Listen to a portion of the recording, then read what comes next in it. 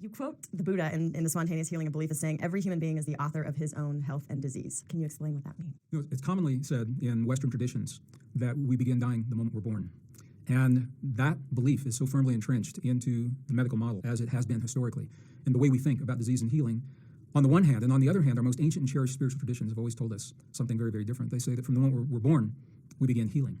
And what the best science of our time now, the early 21st century, is telling us is very, very different from what the scientists of the 20th century have come to believe about the human body and the way that we work, the way we function, and our ability to heal.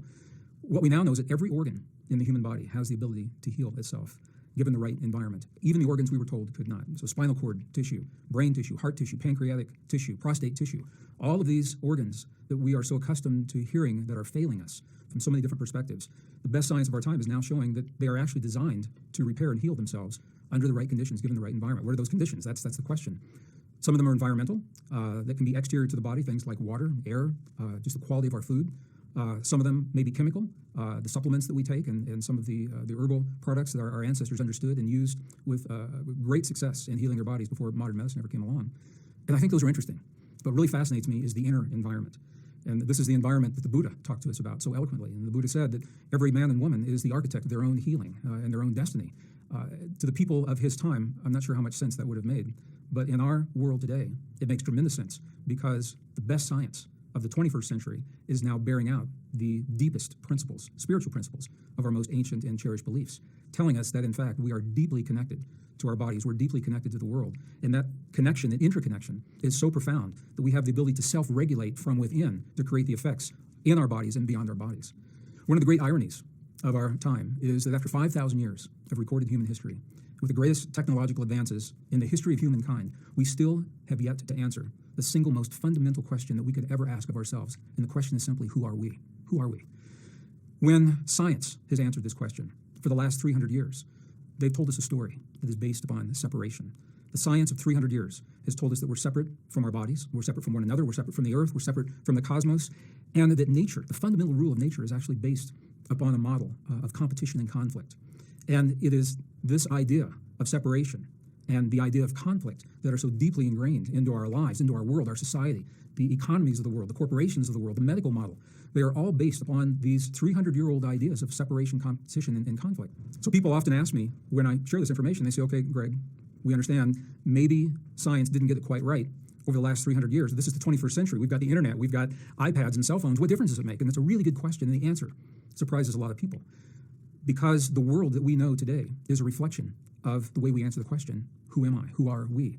And when we answer that question based in separation, competition, and conflict, those answers are reflected in everything about our world and our lives. So from global economies that are based upon competition and conflict, corporations, and as we mentioned, the modern medical model, to our most intimate relationships, these ideas are so deeply ingrained within us that we literally program our bodies, sometimes unconsciously, to reflect these ideas of separation, competition, and conflict, and it comes up chemically in our bodies. The new science now has overturned 300 years of scientific thinking. New discoveries, and these are based in peer-reviewed science. So this isn't speculation or theory or hypothesis. This is peer-reviewed science, is now telling us, beyond any reasonable doubt, that we are deeply connected to our bodies. We're deeply connected to the earth. We're deeply connected to one another. And that the fundamental model of nature is based in cooperation, what biologists call mutual aid, not the competition and the conflict that we've heard in the past. And this changes everything. It changes everything because we live in a time of extremes in our world, and those extremes in the world are creating extremes within our lives. Perhaps more so now than at any time in our history, we've got to think and live differently than we ever have. And the new science that is confirming our most ancient and cherished spiritual traditions is giving us the reasons to change our thinking. And it's telling us what works and what doesn't. And the things that don't work, we don't need to do them any longer. And the things that do work, we can do a lot of them. And this comes right down to the core principles of us, our bodies, our relationship to our thoughts, feelings, emotions, and beliefs, and how they play out in our daily lives. Back to connection and separation. You mentioned what works and what doesn't work. So when science answers the question, who are we? They say that to do so well, we must first answer 6 separate questions, 6 sub-questions under the umbrella of who are we. So if we can envision an inverted pyramid, so the apex is on the bottom, and in the center of the pyramid, those 6 questions, and then to the left side, the old answers, and to the right side, the new answers. This will be a really good visual for us to understand why we've been led to believe the things we've been led to believe and how the new discoveries help us change those beliefs. We begin at the bottom of the pyramid. The most fundamental question when we ask the question, who are we, is where do we come from? What is our origin? That's the first question. The second question is, what are human origins, because they may be separate from the origins of other forms of life. The third question is about relationships. What is our relationship to our body? The next question is, what is our relationship to the world beyond our body? The next question is, what is our relationship to the past? Is it linear or is it cyclic? And the very last question is, what is our relationship to nature? So science says if we can answer these 6 questions, then we have the opportunity to answer the big question, who are we? Who am I? And what's so interesting about this is that for the last 300 years, we say that science began about 300 years ago when Isaac Newton formalized the laws of physics. So for about 300 years, science has attempted to answer these 6 fundamental questions, and their answers have led us to a story of separation. They've told us that the origin of life is random, that the origin of human life is random, that we are separate from our bodies and essentially powerless when it comes to healing our bodies or to even regulating the way our bodies function in the world. They've told us that we are separate from the world beyond our bodies. Not only do we have very little influence over what happens within, but we have no influence over what happens in the world beyond our bodies. They've told us that our relationship to the past is linear, and this is important because the belief is that civilization has happened one time. It began about 5,000 years ago in ancient Mesopotamia, in that area, in Egypt and China, and that it has developed in a linear fashion to the point where we are today, the pinnacle of sophistication that we are today, and that it has happened only once. The last question, beginning in 1859, Charles Darwin began telling us that the fundamental rule of nature is based upon struggle and survival of the strongest, are the words that he used, that nature is based upon a model of competition and conflict. So these ideas of separation from ourselves, from the world, of competition and conflict, they are so deeply ingrained into our lives and our world today that we almost take them for granted. Sometimes we don't even recognize how deeply these ideas are rooted into our lives today. They are rooted in the nature of the economies of the world that are actually buckling and collapsing under the weight of their unsustainability right now. They are deeply rooted in the ideas of corporations, in the way that people work together, in the way that we share resources, in the way that we heal our body. All of these ideas, the medical model, for example, is deeply based in these ideas of separation. The best science of the late 20th and now the early 21st century has overturned 300 years of scientific thinking with new discoveries that are peer-reviewed in the scientific literature on the one hand. On the other hand, there is a reluctance and often a flat-out resistance to share this in the mainstream. So the new discoveries that overturn 300 years of science are not commonly seen in the classrooms, in the textbooks, in the documentaries, in the mainstream media for a number of reasons. And people ask me, what would those reasons be? And it's an easy answer. It's ego, habit, money, primarily, the habit of teaching the old traditions and the textbooks that reflect those. And the educators, 30, 40, 50 years of their lives have told the same story. There's understandably a reluctance to embrace those new ideas. So what are the new ideas? The best science now of the 20th, late 20th and early 21st century is telling us that the origin of life is certainly not random. The physical evidence is telling us that. The science is telling us that the origin of human life, the DNA, is telling us that we are not random. And we can talk more about what that means. But we are not simply the product of an evolutionary fluke of biology that happened 200,000 years ago. The best science of our day is now telling us that we are deeply connected to our bodies. This is important. They're telling us that our thoughts, feelings, emotions, and beliefs, originating both in the brain and in the heart, trigger the chemistry that can actually reverse disease, heal our bodies, trigger longevity in ways that have not commonly been accepted in the West. And this is what the best science now is telling us. That science is telling us that we're deeply connected to the world beyond our bodies. Quantum physics is now telling us, beyond any doubt, about this connection. There no longer is a controversy as to whether or not we are connected with one another in the world. The controversy is to what degree are we connected? How deep does our connection go? How deeply may we influence? And I'm going to use that word very, very intentionally. It's not about control, manipulation. How deeply can we influence our bodies or the bodies of our loved ones when it comes to healing, or the world beyond our bodies? How much influence do we really have? The science now is telling us when it comes to this linear idea of civilization is that civilization is actually cyclic, and we happen to be the most recent 5,000-year cycle. When we say history began 5,000 years ago, that's the beginning of our cycle. But there was a cycle before that, 5,000 years, and another one before that, pushing the date of advanced technological civilizations back into the last ice age. And the reason this is important, we have to ask ourselves, if we humans have been here that long and have gone through at least 3 cycles of advanced technological civilization, what did they know that we forgot?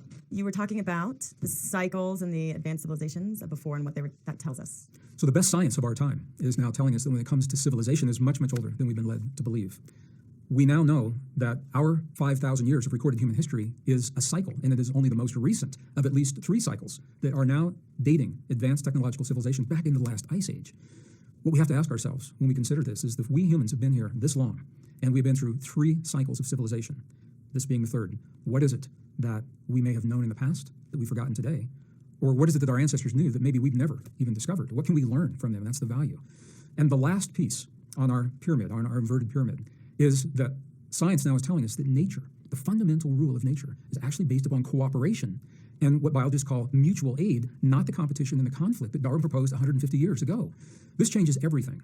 And people ask me often, they say, okay, Greg, maybe science didn't get it right. Here we are, the early 21st century, we've got iPads and internet and cell phone and Facebook. So what? What difference does it make? And it's a really good question. And the answer surprises a lot of people.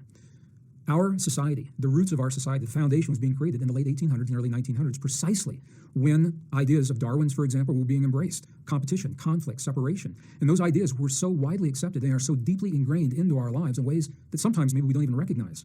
They show up again and again as the unsustainable principles of the way we think and the way we live. For example, the global economy is buckling and collapsing in some places. And the question is why? Why isn't this system working? It's based upon an idea of competition and conflict, which is an unsustainable idea. The fundamental rule of nature is cooperation. So people say, well, we see competition and conflict in nature all the time. And I say, yes, we do. We have to be honest with ourselves. It is there. However, it is in response to specific conditions. It is not the fundamental rule of nature. And the more competition and the more conflict that we see in the world, that tells us how far we have strayed from our truest relationship, the truest nature of our relationship with nature. So when we consider these new discoveries, it changes the way we answer the question, who am I? Who are we? We go from the idea of separation and competition to connection and cooperation. That is reflected in the world around our bodies as nature. It is reflected within our bodies. And I'm sharing this because this principle is the principle of healing that is often overlooked in the modern medical model.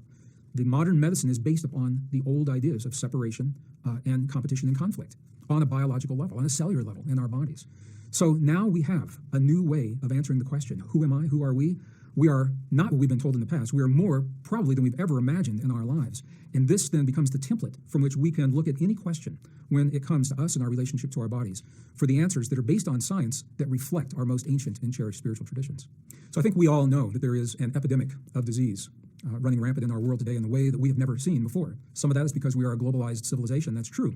And some of the environmental toxins that used to be localized are now more globalized. However, on a deeper level, I can tell you personally from the journeys that I've taken into some of the most magnificent, beautiful, pristine, remote, and isolated places remaining in the world today, that the conditions and the diseases that we often take for granted here in the Western world, in the modern world, either because of age or simply because of environment, they simply do not exist in some of these other cultures. I've been with people in the southern Andes where the cancers simply don't exist. They don't get breast cancer and prostate cancer. In Asia, in Egypt, in the Middle East, people well into their 100s who have memories just as sharp as attack. And we're often told that dementias and the loss of memory is a function of age. It's less a function of an age, from my experience, and more about how we live as we attain that age. What are the factors that contribute to these conditions that are stealing from us the very thing that we cherish the most, and that's life itself, both ours and our loved ones? And the answer is sometimes difficult for people to see, but it is in the way that we have chosen to live our lives and the way we've chosen to think and believe about ourselves as we're living our lives. And these are two separate yet related ways of looking at what's happening to us in our bodies. When I was in school, I was taught that the brain is the master organ in the body. And the brain is certainly important, and we all acknowledge that.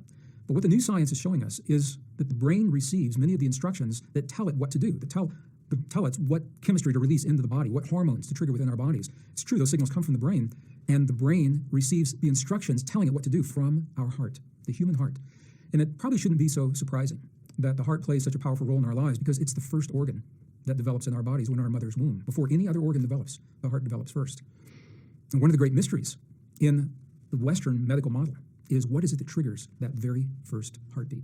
What is it that happens in one instant where there is a mass of cells and tissue that are motionless, and the next instant something happens, the spark that triggers the life that begins beating is our heartbeat? What happens? Science has yet to answer that question. They don't know for sure. This is one of the places where our ancestors had an answer that science simply cannot support at this time. And what our ancestors said to us is that first heartbeat, it's the moment that the soul comes into the body, the moment that we make the connection with something greater, something bigger than ourselves. And whether we believe that scientifically or not, the fact is that something happens with that first heartbeat, and we become enabled and capacitated as a human being in ways that no other creatures that we know of have the ability to express. That's what gives us our power to heal. As I mentioned, it's often said that we begin dying the moment we're born. And what the science is showing us very clearly is that we now begin healing the moment we're born. And the reason I can say that is because we now know beyond any doubt every organ in the human body is wired to heal. Every organ in the human body has the capacity to not only heal damage, but to regenerate the damage and the tissue after it has been damaged. We can regenerate and heal even the organs we were told were not capable of doing so, such as the brain, the heart, the pancreas, spinal cord tissue. All of these have been scientifically documented with the ability to repair and heal themselves given the right conditions, under the right conditions, the right environment. So our role now, when we talk about healing, and the essence of healing, is what is the environment that optimizes our ability to honor the gift of life in our bodies? Where does that really come from? And we can look at that from a number of different levels. Certainly, the physical environment, fresh air, sunshine, clean water, is a very powerful part of that. And our ancestors, thousands of years ago, knew that fresh air and clean water was medicine. If someone was ill, they would take them out and they would say, breathe this air, drink this water, and miraculously they would begin to heal, and now we know why. But it goes beyond that. It's the inner environment, the thoughts, feelings, emotions, and beliefs we know can be either healing or toxic. And this is a relatively new way for science to think about us and our relationship to our bodies. What we now know is that the quality of emotions that we create within our heart determine the signal that we send to the brain to release the chemistry into our bodies. Every moment of every day, there's a conversation that is happening between our heart and our brain. It's a two-way conversation. Our heart is having a big conversation with the brain, and the brain does communicate back to the heart, but not quite so much. It's a smaller series of signals that seem to go back to the heart. There is this two-way conversation. And we regulate the quality of that conversation through the emotions that we harbor within our hearts. So, for example, when we feel that we're not safe in the world, when we feel fear, hate, anger, jealousy, rage, anxiety, those kinds of feelings, they send a specific signal to the brain, and based on that signal, the brain will release the chemistry in the body that mirrors that signal. So in the case of anger, hate, jealousy, rage, frustration, that is stress. And the stress chemistry in our body, as we all know, high levels of cortisol and adrenaline, which are really good for brief periods of time, what we call fight or flight. And we have to make a decision and either run like crazy or stand and take a stand. We're designed to do that. What we're not designed to do is live our lives under sustained conditions of fight or flight. A few minutes, but you don't want to live that way every day and every hour and every week and every month. And I know people that do. And they look like they do. They wear their hurt and they wear that stress in their bodies. Their immune systems are weakened in the presence of that kind of stress. Anti-aging hormones are suppressed because all the energy of the body is going into fight or flight. So I want to be very clear. I'm not saying that those experiences are bad to have when they are unresolved. Unresolved stress. That is where it becomes a problem in our lives. The stress in and of itself is simply a signal. It's saying to us, it's giving us a heads up, saying something in the environment needs our attention. And if we can honor that signal and say, what is it about my environment that I need to address? What do I need to look at? What do I need to change? And then make our choices from that point forward. I think that's a healthy way to embrace the stress. It's when we anesthetize the stress with drugs, alcohol, addictions, chemical addictions, or digital addictions, which is a new issue now that scientists are having to talk about now. They all have the same effect. So it's the kind of environment that we create within our bodies is directly mirrored through the health and the well-being of our bodies. One of the new discoveries that just fascinates me was actually made in 1991. It was not published until 1994.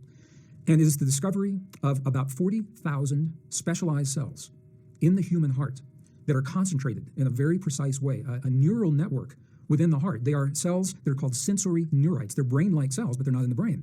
And they function in the heart very similar to the way brain cells would function in the brain. These cells, they think, they learn, they remember independently of the cranial brain, or we may tune our heart and our brain together, harmonize our heart and our brain so that these two separate organs actually share a common neural network, and we have the opportunity to embrace the power of that network in our lives. And this is where we have the extraordinary experiences of deep levels of intuition, precognition, and the health effects, such as the triggering of anti-aging hormones in our bodies and the triggering of tremendously powerful immune response in our bodies. It all comes from our ability to regulate this connection between our heart and our brain. And this is one of the places where our ancestors were very clear in their traditions, and science only now is catching up with that wisdom. So one of the questions that people ask is how something like a thought or an emotion can possibly have the power to change the chemistry in our bodies.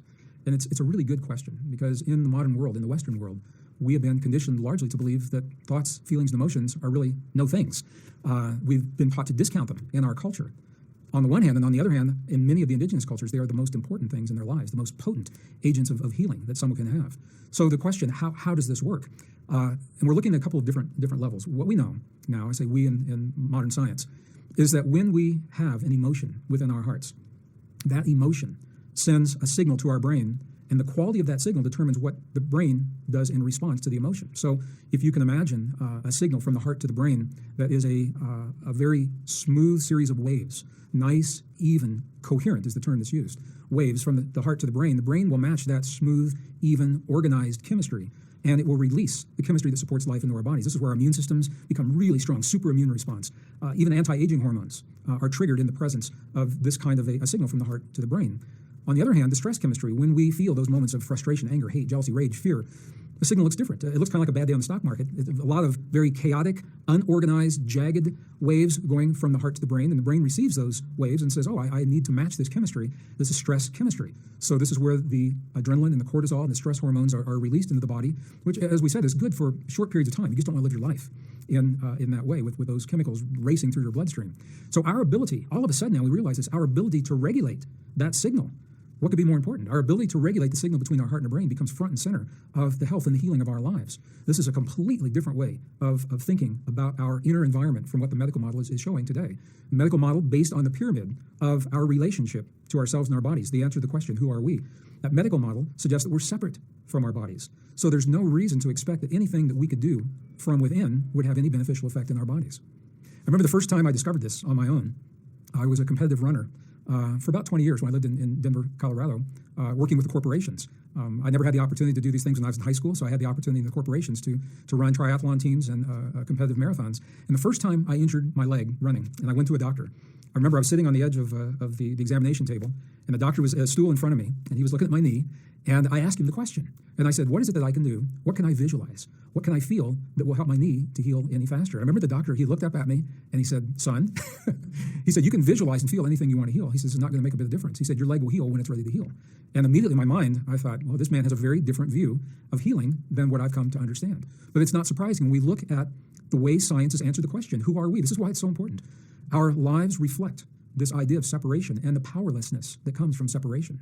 And when we live our lives in that way, it's very, very different from living knowing that we are designed, that we are wired to heal and regenerate our bodies. We approach life a completely different way when we embrace the deepest truths of our existence. So we look at the chemistry that is triggered from the heart and the brain. This is one way that we begin to initiate this healing process in our bodies. And it goes even deeper because we're talking about the 40,000 plus nerve cells in the heart, the sensory neurites that are essentially brain-like cells, except they're in the heart. Each of those cells, when it is stimulated in the proper way, the cell itself begins to create the neurites. And the neurite is any appendage that extends from the cell itself. Why is this important? Because it's the neurites that make the connections with the other neurites that create the synapses across which the signal from our heart to our brain is transmitted. So the more of these connections that we create, the stronger the signal and the more reflexive the signal will be in our lives. When we learn to do the techniques, it becomes almost second nature. We don't have to sit down in just the right time of day and close the door and light a candle and turn on the music and burn the incense and create just the right environment to trigger this healing in our bodies. Once we begin to embrace the techniques of harmonizing our heart and our brain, you can do it anywhere. And the truth is, when we need it the most, those are often the least opportune times in our lives of when we can make these connections. So here's the way it works. It is the act of us feeling the feelings of already being healed, for example. Even when our body is showing us an illness or a disease, when we can feel the feeling of what it's like to be absent of that disease, we can feel what it feels like to be whole and healthy and intact and fully enabled, fully embodied as a being. That is the signal that triggers these nerves to begin to grow and reach out for other nerves that are mirroring those signals. It is the expectation of us in that healed state that triggers our body to reflect what it is that we are expecting of it. And it doesn't happen instantaneously. It takes about 72 hours. You can see the time-lapse photographs of 72 hours for one neurite to be able to connect to another one. It takes about 72 hours under the time-lapse for these to grow. So this opens up a whole new door of possibilities. The number 72 is very significant in ancient traditions and ancient texts when it comes to healing. 3 days, 72 hours. Many traditions, including Christian tradition, tell us this is about how long it takes for the typical body to heal, and now we know why. Because that is the length of time it's taking for these neural connections to be established. So the more that we can feel the feeling as if our healing has already occurred, giving thanks for that healing already being present, that is the trigger for our bodies to grow the nerve cells, to make the connections, to trigger the brain chemistry to reflect that healing. Whether it's the flu, whether it's late-stage cancer, how do you feel the feeling of already being healed and feeling grateful? But how does one do that when they're in pain and feeling nauseous? Because I get everything conceptually and intellectually. It's just the actual doing of it is hard. So in 1859, Charles Darwin published his paradigm-shattering book entitled On the Origin of Species. And with that book, the scientific community of that time, a little over 150 years ago, embraced the ideas that he presented almost without question. And what Darwin was trying to do during his time, he was trying to answer the question, who are we? And he was trying to do it without the need for God, religion, or faith, or the church, which had always been the way these questions were answered in the past. So when people, prior to Darwin's time, when they asked, how do we heal? How do we live our lives in a better way? Where do we come from? How do things work? Those questions were all answered by the church traditionally. Darwin, as a scientist, said, I'm going to make the first step in leading the modern world to an answer that does not require God, faith, the church, or religion. And the origin of species was his way of doing that. So I have to say personally, my personal feeling, I think Darwin, he was obviously a scientist. I think he was a good scientist. And Darwin had no way of knowing in his time what we know today. He couldn't have known about cells and neurites and DNA that we only have discovered recently. So not to criticize Darwin's ideas, but to help us to understand why we think and why we've been led to believe what we have about our bodies and where the new discoveries are changing all of that. What Darwin said was that life began as a single organism, and he didn't know how that organism appeared. He didn't try to explain that. He said life began as a single organism, and over a long period of time, that organism became many organisms, and the diversity that we see of those organisms, the different arms and legs and appendages and different ways of seeing and standing upright or not, those were all a response of the organism to a need that it perceived in the environment. And this is actually a fundamental principle in the theory of evolution. It says that nature will never over-endow us. It means we will only be given the things in our bodies that we need when there's demand for them in the world around us. The reason I'm mentioning this is because it's a problem when it comes to humans.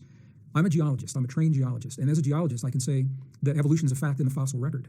I can also say it breaks down when it comes to us humans. And here's the reason why. And it ties directly into why we have the ability to heal the way we do.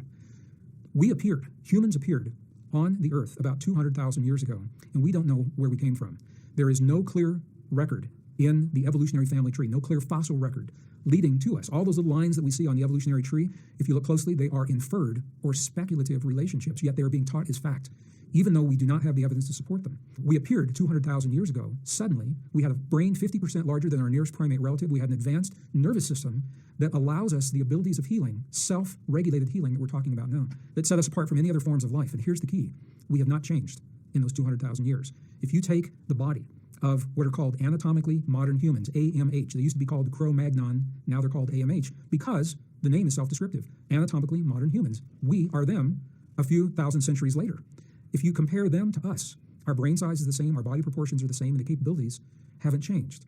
What this says for evolution is that the advanced brain and nervous system that gives us the ability to heal, it didn't evolve over a long period of time in response to the world. It appears to be inherent in our being. It was with us from the moment we arrived, and because science is telling us we haven't changed, what we can say is we have today the wiring, the equipment that we arrived with 200,000 years ago.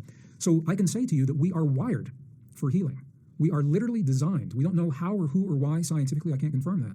But what I can say is that Darwin's ideas of evolution break down when it comes to us, and our ability to heal our bodies is a perfect example of where that breakdown occurs as we know it today. So we have this advanced nervous system that we regulate through the choices we make in our lives, what we think, what we feel, what we believe, and specifically the emotions that we choose to respond to what life brings to our doorstep. So when we learn to respond to hurt in new and healthy and empowering ways, we literally are changing the chemistry of hurt in our bodies. And when we learn to embrace what we have seen as failures in the past, when we realize they're not really failures, there's something we tried that simply didn't work, and now we're going to try it again. That's a very, very different feeling than the idea of failure and comparing that to success. These all translate into the chemistry in our bodies. So when we can affirm in our bodies by giving thanks of gratitude and appreciation for the healing that's already occurring in our bodies, this is the basis for many of the prayers and the meditations that I have personally seen with indigenous people from all over the world. Even when it looks like there's nothing wrong with them, they still give thanks for their healing because they are acknowledging that it is an ongoing process. We are healing every moment of every day. So one of the questions that people often ask is how could something that happens inside of our bodies possibly have any influence, any effect over what happens beyond our bodies, beyond the boundary of our skin and our flesh? How could it possibly influence the world around us? I think maybe the best way to help explain that from my understanding is through a story. I live in the high desert of northern New Mexico, about an hour from the nearest town and about a mile from the nearest neighbor. So it's a very isolated, remote, pristine, magnificently beautiful part of the world. And in the early 1990s, the high desert of northern New Mexico was in a severe drought, the worst in over 100 years that the elders remembered. Cattle were suffering, crops were dying, and it was really bad. And a native friend of mine, and I'll call him David to honor his privacy. I call him David so much that when I see him now, I actually think of him as David. Called me one day. David called me and he said, "Gregg, would you like to join me in a place that our ancestors built so long ago, we don't even know who built this medicine wheel where it is today. Would you like to join me in that place for a prayer of rain?" And I didn't have to think twice. I said, "Sure, absolutely, I'd love to." And I wasn't prepared for what David showed me that day because I had an expectation that I would see some chanting, some dancing, some kind of movement, some kind of a ceremony, and that's not what I saw at all. We hiked across 130,000 acres, the most fragrant high desert sage. It's the kind that releases its scent when your knees brush up against the little leaves. It's just beautiful. And we arrived at this ancient medicine wheel. And David sat down, he unlaced the shoes, his old work boots, and with his naked feet, he stepped into the center of this wheel. And he turned his back to me, and he closed his eyes, and he held his hands in a prayer mudra just for a few seconds in silence. And then he turned and looked at me, and he said, I'm hungry. You want to go get a bite to eat? And I was shocked. I said, yeah, at some point, I said, but I thought you were going to pray for rain. And this is the key. This is why I'm sharing the story. He looked from inside that circle, right into my eyes. He said, no. He said, if I prayed for rain, rain could never happen. Because the moment we ask for something to happen, we have just acknowledged to the universe that it does not exist. Now, we've just affirmed that it doesn't exist. We've affirmed the very thing that we're praying to change. And I said, well, if you didn't pray for rain, what did you do? He said, when I closed my eyes, he said, I felt the feeling of what it feels like when it rains in our Pueblo village. He said, I smelled the smells of what it smells like when the rain rolls off the earthen walls of my Pueblo home. And I felt the feeling of my naked feet in the mud, and the mud is there because there's been so much rain. And I gave thanks of gratitude and appreciation for the rain that has already happened. We went into the nearest town, to Taos, New Mexico, and we had lunch. And by the time I got back up onto my property that afternoon, I saw something that we hadn't seen for a long time. Big black clouds came in over the Sangre de Cristo Mountains. And by nightfall, it started to rain. And it rained and rained and rained. It rained all night. It rained all the next morning, the next afternoon. It rained and rained, and it didn't stop. It rained so much, the fields were flooded, the roads were flooded, cattle were stranded, and I called my friend David on the phone. And I said, David, what in the world is this? I said, this is a mess. I said, everything is just covered with rain. I said, it's flooding everywhere. And he was silent just for a moment. And he said, Greg, that's the part of the prayer the ancestors could never figure out. He said they could bring the rain, they couldn't tell it how much rain to bring. So when I tell that story, I have to say that scientifically, I cannot say as a scientist that David's prayer created the rain. What I can say is there's a high correlation between the time that prayer was offered and when the clouds came in that had not been there for months in that localized geographic area. I watched the weather reports from the TV stations that we're able to bring in nearby communities, and I saw the weatherman from Denver, Colorado, as he was looking at the jet stream. And the jet stream was coming across the west, and as it got to Wyoming, it dipped down into Colorado and down into New Mexico and made a little turn and came right back up, right over the place where the rain had happened. And the weatherman stepped back and he simply said, because he hadn't seen anything like this. So how does that happen? How is it possible that one man's heartfelt gratitude could possibly have an influence on our physical environment? Or is it possible? Well, it is. And I'd like to share with you the reason why. In the late 1800s, there was a tremendous spiritual revolution that was sweeping the earth. Science and spirituality were actually very close, and they were coming together in a shared vision of our connected nature and how the world works. And all that changed with World War I. We went into a wartime mentality. We were just coming out from that, and World War II came along, and then other wars after that. And the question that we have to ask right now is, we are undergoing a similar spiritual and scientific revolution. The wars of the past wipe out the possibility of this merging between science and spirituality. Are we going to do the same thing again? But what happened in the late 1800s is that there was a very famous experiment that was conducted in 1887. It was at Case Western Reserve University, in the basement of the university, in a very obscure room. An experiment was conducted that changed the way scientists think about the world forever. It was called the Michelson-Morley experiment, two very famous scientists. And the purpose of the experiment was simply this. The scientific community believed that there was a field of energy that connects all things, yet they had not been able to prove it scientifically. And there was a body of scientists also who said it doesn't exist. And so the experiment was to determine once and for all, definitively, is this field here or is it not? In 1887, the experiment was conducted. And in my opinion, I think it was a good experiment. I think it was poorly interpreted. It looked like this. If I were to go outside and moisten my finger and place it above my head, and the moment that I did that outdoors, if I felt no wind against my finger, and I made the assumption that no air exists, that is the equivalent of the Michelson-Morley experiment. Just because the wind isn't blowing doesn't mean the air doesn't exist. They believed that the field is out there, it's in motion. They should be able to detect the motion. The experiment failed to detect the motion, and they concluded that there is no field that connects all things. And the best science of the 20th century is based upon this idea of separation, that there is no field that connects everything else. So what we do here has no effect on what happens here. What I ask for or pray for my loved ones and my relatives in my body has no effect upon them halfway around the world until 1987. 100 years later, all of this changed. 100 years later, the Michelson-Morley experiment was repeated with better equipment under the auspices of the United States Air Force. And lo and behold, with better equipment, 100 years later, not only did they detect the field that Michelson and Morley had predicted, but it was exactly in the range, under the parameters that they had expected 100 years earlier. Their equipment simply hadn't been able to detect the field. So we now know that a field exists that connects all things. It's causing problems in the scientific community because the mathematics are based upon the absence of this field. So this is where quantum physics is coming in with traditional physics, and they're changing the story when we say, who are we? We now know we are deeply connected with ourselves, with one another, to the earth, to the cosmos, and we know the reason why. So when we ask the question, how could my prayer, how could my meditation, how could my loving thoughts of gratitude and appreciation possibly impact the healing of another person in the room with me or halfway around the world? Now we have an answer. And the answer is that we are deeply connected through a phenomenon that is known as entanglement. Entanglement is the term in physics that tells us how deeply connected we really are. Nicholas Gizen was the scientist in Geneva, Switzerland, that determined this in the 90s.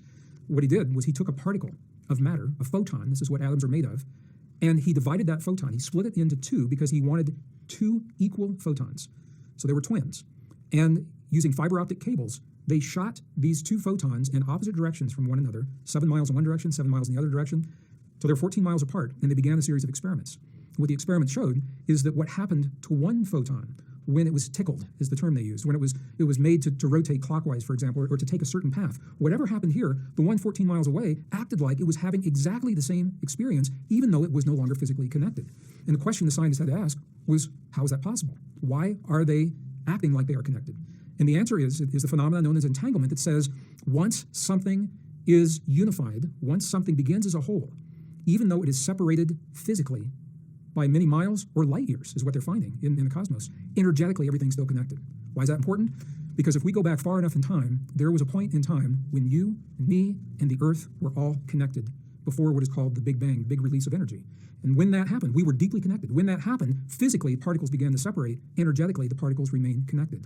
We are part of this Earth, and we are part of one another. You are part of this Earth, and you are part of all that you see.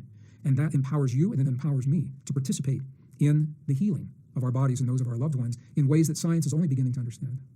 So the prayer of my friend David is an example in indigenous wisdom of a principle that science has only recently begun to bear out under laboratory conditions. So I'm fascinated that our ancestors, they didn't necessarily know the science, but they knew the techniques. They knew what works and what doesn't. They knew and understood their relationship to the world. And this fascinates me.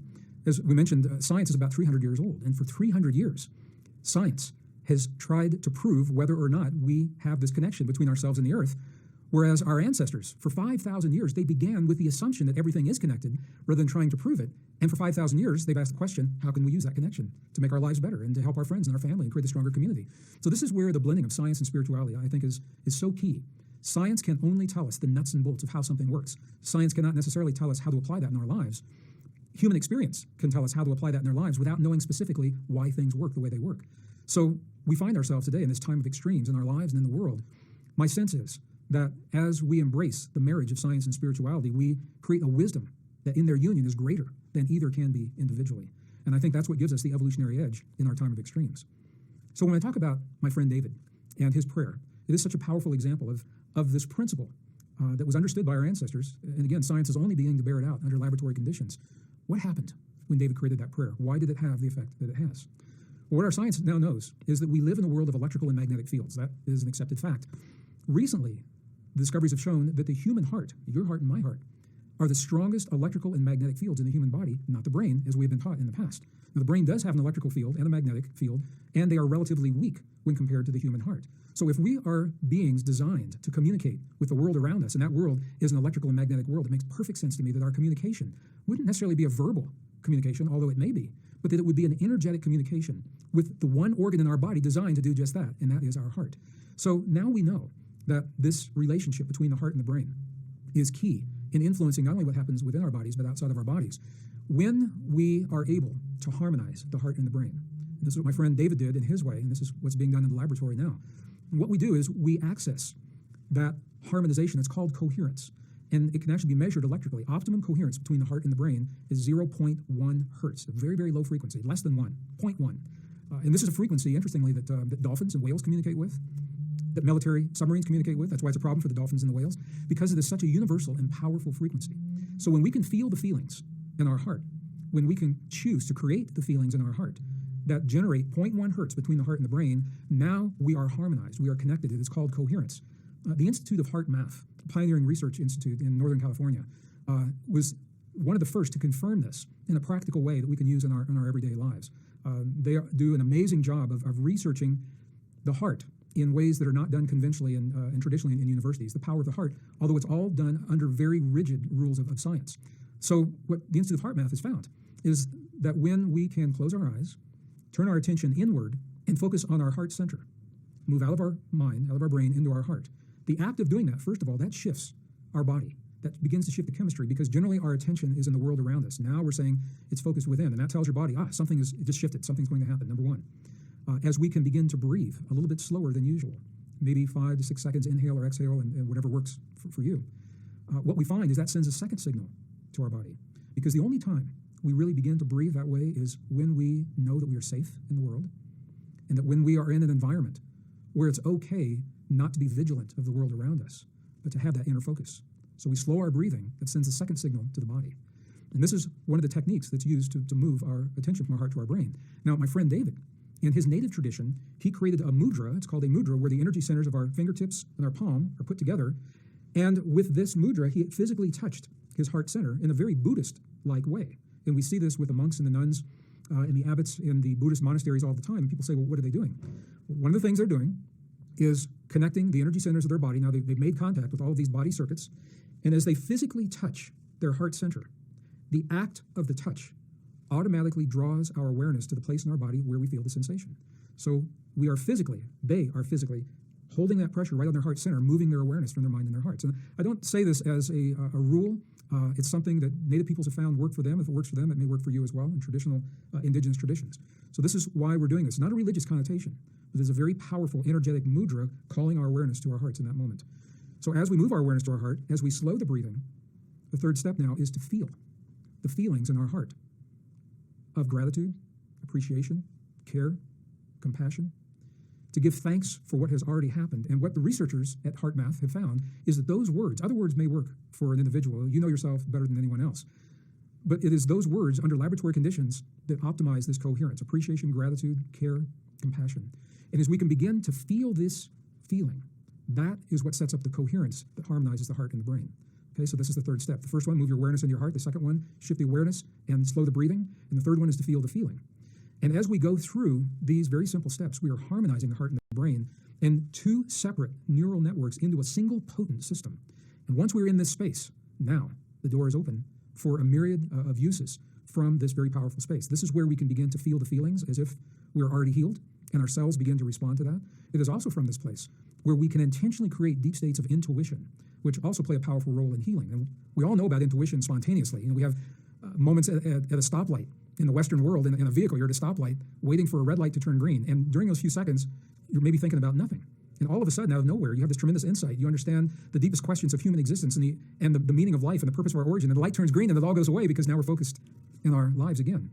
That's a spontaneous experience. How do we create that on demand when we choose? And the technique that I'm sharing with you is a technique that's used to do precisely that. And it's with this deep sense of intuition that we can actually have a conversation with our bodies. We go into the space and ask our bodies to share with us what it is that they need in the moments of disease and illness. We don't ask with our mind, we ask with our heart.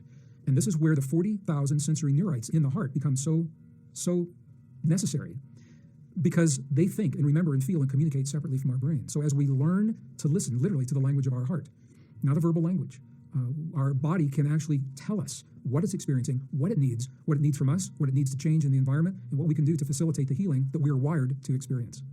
Based on our disease, how can we become aware of our subconscious beliefs that aren't serving us? So the new discoveries of science are now, in many instances, confirming what our ancestors have said to us for a very long time when it comes to us, the healing of our bodies and our relationship to our bodies and the earth, and our ability to influence the healing. What we know is that our body literally is a mirror of what we believe to be true about ourselves and our relationship to the world. The key is many of our beliefs are not necessarily conscious. Some of our most deeply held beliefs are ingrained into us for our birth in utero. Until we were about 7 years old. Our brain state is what is considered a hypnagogic state. We are essentially an open sponge to the world, absorbing the patterns from all of those people that we are exposed to and surrounded with. So if we have caregivers who are really conscious and have learned to manage their emotions and heal their hurts in a healthy way, that's a really good thing. Very few people I know were blessed enough to come from those families. So many of us have experiences both in relationships and in the condition of our bodies as adults, and sometimes young adults. It doesn't have to be, when we're in our 50s, 60s, and 70s. that actually is mirroring subconscious beliefs that have been instilled with us almost from the time of our birth, but we don't know what those are. So how do we go about finding out what they are? And this is a very, very different way of thinking about our bodies. If we can view our bodies literally as a mirror of our experience and of our beliefs without judging it right, wrong, good, or bad. So when we have a condition that shows up that the doctor will call a disease or an illness, if we can embrace the fact that our body is expressing in that moment something as a reflection that we are harboring consciously or subconsciously, if we can embrace that without the judgment and use that, as my dear friend and spiritual brother and colleague, Darren Weissman, calls a portal. He says every illness, every disease, it's a portal into our bodies. The question is, are we willing to step through that portal to look and see what our body is actually telling us? And when our answer to that is yes, then we begin to see that our body is simply reflecting energetically the quality of the belief that we hold. So for example, and I'll use myself as an example, I come from a very dysfunctional family of alcoholic. My father was alcoholic. He left when I was 10 years old. And before he left, the damage that was inflicted upon the three members of my family, my mother, myself, and I have a younger brother, we each interpreted our experiences very uniquely. So one of the hallmarks of the alcoholism was to belittle other people, to criticize tremendously. So there was a lot of criticism in my family. And we each interpreted it differently. For me personally, when I heard it, I never believed it. So I early on found a healthy way to deal with that. I have other family members who did believe it, and they embraced that criticism to such a degree that their self-esteem was damaged, and it affected the choices they made of life partners, of jobs, of careers, of their own bodies and their health, all linked to these beliefs that they weren't even aware that they were hearing, when they were very young in life. So this is an example of how these things can show up in our lives. So when we have the wisdom to recognize that our body isn't necessarily broken, that is expressing something to us, and we have the courage and the strength to take the step and say, what is it, body? My body, what are you telling me in this moment? And I know scientists who literally have conversations with their cells. They communicate with their cells. We believe that we are an individual, but we are actually a community of about 50 trillion or so cells, as Bruce Lipton would tell us, my dear brother, spiritual friend and colleague. And those 50 trillion or so cells function as a community that has a name. My community is called Gregg. So I can talk to Gregg. If I'm on the road, if I'm behind the stage getting ready to walk out and I start feeling something in my body, rather than being afraid and taking something to make it go away, I'll say, what is it that you need, Gregg? What is it that you need? My body, I'm literally talking this way to myself. And I'm asking from my heart through the technique that I just shared. And what's so fascinating to me is that the answers will be apparent before the question is even complete. If I'm asking the question in my mind, my heart already has the answer. And I know almost immediately what it is that I need in that moment. And often it's something as simple as shifting the perspective of a belief. People ask me all the time, how deeply connected could we possibly be in the world? I mean, how literal is that connection? And I answer the question by sharing a couple of stories. I lived in Northern California in the early 1990s, and I had a friend of mine who was in a romantic relationship, an intimate relationship that was stuck. She called it the never-ending date because they could not take the relationship forward to a deeper commitment, and they couldn't end it. So she felt like they were stuck. And I had lunch with her one day. I hadn't seen her for a while, and I said, how are things going? She said, oh, you wouldn't believe what's happening in my life. And I said, well, try me. She said, well, I was sitting with my boyfriend on the couch, and we were watching television. And all of a sudden, we heard this crash in the bathroom. And we went and looked. And she said the water pipe, the hot water pipe under the sink, had blown open with so much force, it ripped the vanity door off the hinges and blew it into the wall on the other side of the bathroom. And I said, wow, that's amazing. She said, well, I'm not done yet. She said, so we were going into the garage to get in the car to go to the hardware store and fix the sink. And she said the garage floor was covered with hot water from the hot water heater that had exploded in the garage. And as we were backing down the driveway in my Fiero, the radiator hose on my car blew open and blew hot radiator fluid all over the driveway. And I said, wow. I said, what in the world is going on in your life? She said, you wouldn't believe my life. She said, our house is like a pressure cooker. And then she stopped right there. And she said, you don't think that has anything to do with what just happened in the bathroom and in the garage, do you? And I said, well, in my world, it has everything to do with what happened. I said, because the pressure, the emotional pressure that you're feeling in this relationship is mirrored. It's reflected in the world around us, sometimes in ways that are obvious, sometimes they aren't. And it depends on whether or not we can resolve those issues or not. But I believe we are tuned so deeply to our world and to one another. So let me share a story of how deeply tuned we are to the beings we share this world with. My mom has a little dog, a little terrier. Her name was Corey Sue, who's no longer in this world right now. But when she shared a very important lesson with my mom. I used to talk to my mom. I'd call her from wherever I was in the world every Sunday, just to check in and say hi, how are you doing? And I called her on one Sunday, and she said, well, I'm okay. She said, but I'm concerned about Corey, my dog. And I said, well, what's wrong? She says, well, she's been acting funny, and I took her to the vet. And the vet did some tests, and they ran some x-rays, and her lungs are covered with black spots that are becoming worse and threatening her life. And she said, what do you think about that? And I said, well, I'm concerned about Corey. But I said, in my world, we live in a reflected reality. I said, if Corey is reflecting in her body something in the reality that you share with her, what's happening in your body? I said, have you had a physical recently? She said, yeah, I had one. And I said, did you do a chest x-ray? She said, no, I put that one off. And I said, well, go get a chest x-ray. And I called her the next week. And she waited and waited, and she said, well, I will. She said, first, I want to put a garden in, and I want to get sod in the yard, and I want to get the house painted, all these diversions. And I said, Mom, just go get a chest x-ray. And she did, and sure enough, she had what turned out to be a malignant tumor on her lung.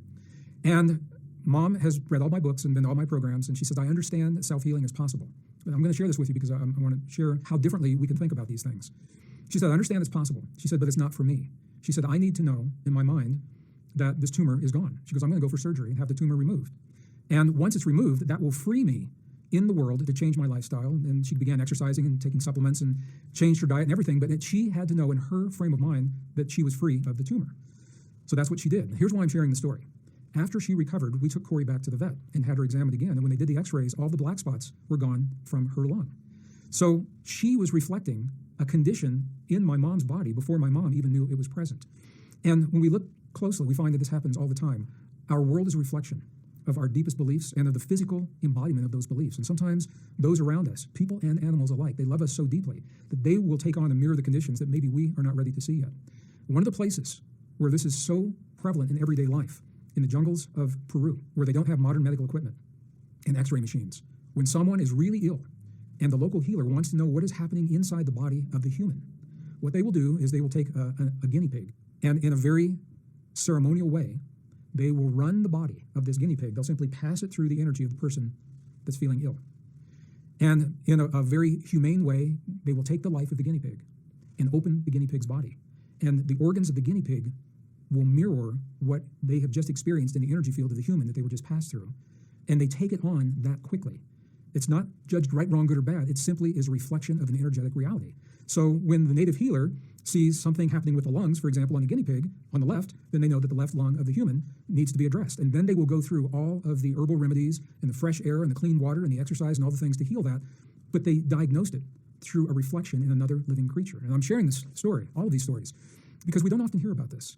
We're taught to believe that we're separate from our world, when in fact we are so deeply attuned and deeply connected to the world on both conscious and subconscious levels, that if we look closely at what's happening in our bodies, we will gain the deepest insight into our truest beliefs, not what we claim to be true, and not what our mind or our ego says is true, but what we actually truly believe, even on the subconscious level.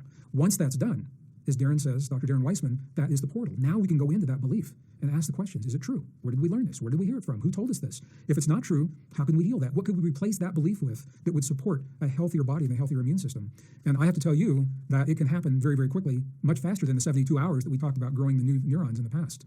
I've had a personal experience with portals of my body helping me to embrace my past, and Dr. Darren Weissman was a catalyst that helped me to understand and make this connection in my life. There was a time after my father died. He passed during the first week of my book tour with the book, The God Code, in 2004. And I was traveling when he passed.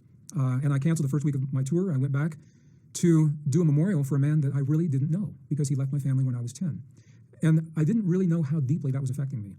And it wasn't long after that, I developed a rash on my, just on my upper body, on my chest. It wasn't there all the time, but it was enough to, it was an irritation, and that was the key. And sometimes it would flare up to more. I've tried everything I could think of. I had no idea what was going on because it wasn't a conscious experience. And this is why I turned to Dr. Darren, because he is a master at accessing, through the portal of our own bodies, our subconscious beliefs. And I love the way Darren does this because it's not a talk therapy. He has a very specific protocol, boom, boom, boom. He goes down, he asks the questions. Depending on that answer, he knows where to go from there to find out what our body is telling us. Well, in this case, Dr. Darren and I had a 45-minute conversation. 20 minutes into the conversation, he was able to determine that my rash literally was an irritation, that my body was expressing a frustration of my inability to heal with my father, whatever issues we had before he passed. And now that he's gone, even though I can do it on the inner level, I could never have the physical conversation with him again. And by the end of the conversation, the redness of the rash was completely gone, and the swelling was gone, and by the next morning, the rash was gone, and it has never returned. And that is a powerful testament to me. It tells me how these subconscious beliefs, how they show up in our lives in times that we least expect, at the most inopportune time sometimes, and what a really clear communication they are presenting us with if we learn the language of our bodies. It's a very different way of thinking about our bodies. A medical model would say, you have a rash, it's an immune response to something, let's put some cortisone on it to make it go away until it heals. And that is another path. So I'm not saying one's right, wrong, good, or bad, I'm not judging that. I'm saying our orientation in life helps us determine how deeply we want to understand what life is showing us. And as we embrace the deepest truths of these relationships with our body, the healing becomes almost secondary. The healing, the physical healing of the body is the byproduct of resolution of the feeling or the emotion or the belief. And that's the beauty of understanding the healing of our bodies. I totally get how our conditioning, and then if something's not resolved, it could manifest in the physical later. But what about the children that come into the world and have child leukemia, or, you know? We don't know. Yeah. I mean, I can speculate. Destiny. Yeah. I think, yes, karma, destiny, fate. I'm a scientist. I'm trained as a scientist. I believe that we owe it to ourselves to be honest, truthful, and factual about who we are in our relationship to the world and where those facts empower us to a greater degree to follow that, and to be smart about what that means. Medical science in the West today, in my opinion, has the best diagnostics. We cannot beat it for diagnostics. If we want to find out what's happening in our bodies, we cannot beat the technology that we have today, the ability to peer non-invasively into the body and inform us as to what's happening. Now, what we do with that information, I think, is where the big choice comes from. To me, there's no choice. I think we owe it to ourselves to honor our bodies and know what's happening. Once we understand what it is that our body is telling us, if we're using medical diagnostics, if we're going through someone like Dr. Darren Weissman and going through energetically or spiritually, what do we do with that information? How do we then address that? And this is where all of the wisdom of our ancestors and of traditional healing, quantum healing, the power of emotion to change the chemistry of our bodies, this is where all of these things come together. So what I say to people is simply this. If we can bear in mind, without going into all the specifics in general, we are designed to heal. Your body wants to heal. And the ability to heal is not an evolutionary add-on that occurred after 200,000 years of experience. It's part of our original design. Whoever or whatever it is that's responsible for that, we've had it since we arrived on this earth 200,000 years ago. So knowing that we are designed to heal, knowing that our bodies want to heal, then the question becomes, how do we best stimulate and facilitate that and incorporate that into our lives? Everyone has different belief systems, and we all learn differently. And this is where I think the things that we're talking about right now, from my perspective, they become a tool that we put into the toolbox with all the other tools that we can draw from and use as needed in our highest good to the best of our ability. So rather than becoming a religion, or rather becoming its own practice, I think if we can embrace all of these things together, that's where we find our highest good. So people ask me, well, what about children? You know, children, young children that come into this world, damaged in the womb in some way, or with some deformity or some condition, when they come into the world, how can that be from their subconscious, or is it? And the answer to that is that we simply don't know. I just have to be honest and say that every human that emerges into this world, what has happened before we got here is different for all of us, and we have no way of knowing, and this is where we begin to cross the boundaries of science and spirituality, and the words like karma or destiny or fate. We don't know what those are. What I do know, without any shadow of a doubt, is once that beautiful child arrives in this world, their bodies, their cells, their DNA will respond to the environment and the conditions that we give to them. Our job is to learn to optimize those environments and those conditions. Epigenetics is the new science now that tells us in scientific language that our genetic blueprint, it's not hard-coded. We are not subject to the original blueprint of our DNA for all of our lives. It's like nature gives us a preset genetic code that's enough to get us going when we come into the world. And for some people, that's all they'll ever need. For some people, they choose to expand their lives, and to do that, they make the choices of thought, feeling, emotion, belief, lifestyle that actually activates portions of that code and combines and stimulates portions of that code in ways that they weren't before. Other people that come in, when they have the conditions, the virus or the disease that was with them the moment they emerged into this world, that is what they have to begin with, and their bodies will respond positively to just the way everyone else's will, to epigenetic factors, to the environment, to love, care, compassion, to a deep understanding, if they are old enough, of their relationship to the world so that they feel safe in the world, to the nutrition, and the way that their caregivers interact with one another in the presence of the child is just as important, because that young person is learning how to deal with life through the mannerisms, the voice patterns, and the emotions that their caregivers, their parents, are exposing them to early in life. What happens for all of us. So we can't know all of the factors that happen before we come into the world. What we can know with certainty is that we are designed to heal, and that our bodies will respond to a healing stimulus if we know how to create that in our lives. And is love the biggest healing stimulus? Let me address that. When we harmonize our heart and our brain through the emotions of appreciation, care, gratitude, compassion, one of the most common questions that I get in a live audience, people ask me, they say, what about love? That's a good question. And I asked the researchers at HeartMath the same question, and I was surprised by the answer. And what they said to me was, Greg, love means different things to different people. And we all have different experiences of love. And for some people, it hasn't been a good experience. So the actual word love often may not be the best word to harmonize the heart and the brain, to create the coherence on the one hand. On the other hand, love is the umbrella under which each of those words fall. So care is a facet of love. Compassion is a facet of love. Appreciation and gratitude, they are expressions of love. So ultimately, we are using the power of love without the specific word of love. So what is your one takeaway message? When we now consider everything that we know about our bodies, our relationship to ourselves, one another, and the earth, the new discoveries that are overturning 300 years of science, for me, it all comes down to a very simple principle. That principle is that the better we know ourselves, the better equipped we are to heal our bodies, to heal our emotions, to heal the inner experience that allows us to love to the deepest degree in the outer world. And I think that's really what's important when it comes to the healing that we now understand.